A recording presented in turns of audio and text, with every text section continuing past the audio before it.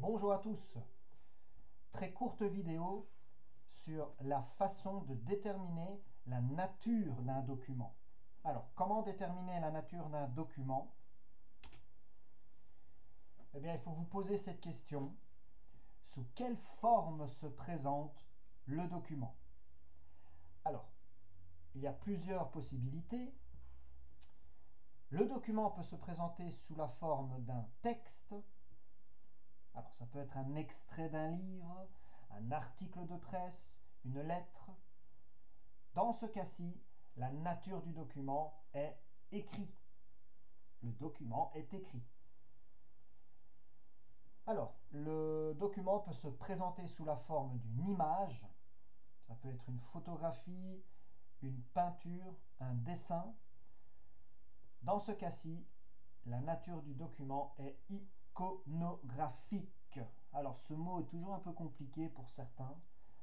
Je le rappelle, hein, une icône, ça veut dire une image, d'accord? Donc document, image, iconographique, pensez aux icônes dans les églises orthodoxes. Donc image.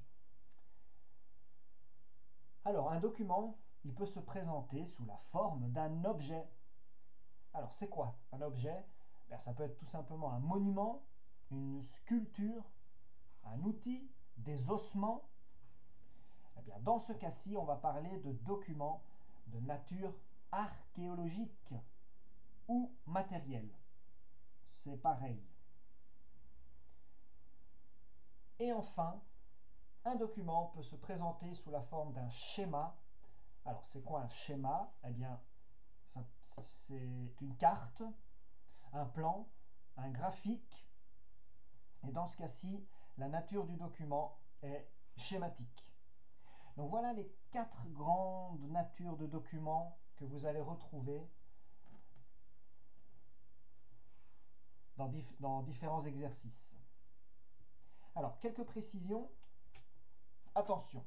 Alors, retenez bien ici ceci. Alors, en plus de ces 4 grandes natures de documents, il existe aussi des documents de nature audiovisuelle. Bon, audiovisuel, ce sont par exemple des extraits vidéo et des documents de nature orale, un témoignage par exemple. Alors, ce sont des documents qui sont plus rares, que vous allez rencontrer très rarement. Nous avons également une autre, ici, confusion. Elle concerne laquelle?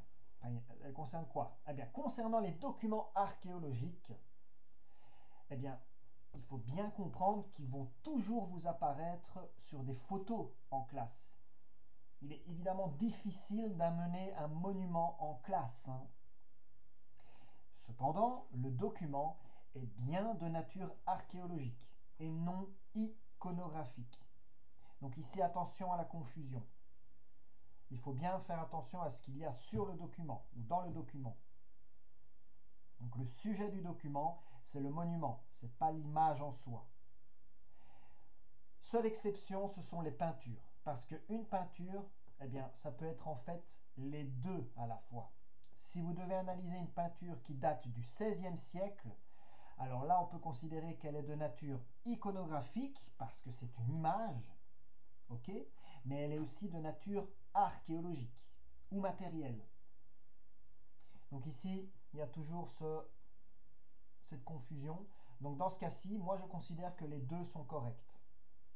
Voilà, ou sinon, le restant du temps,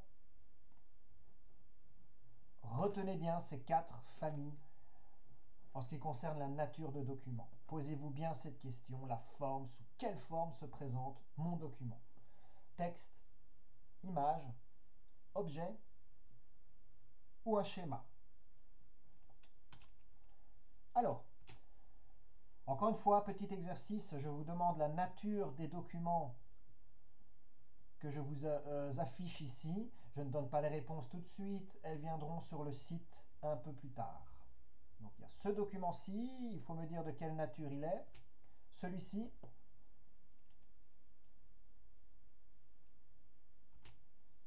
celui-ci,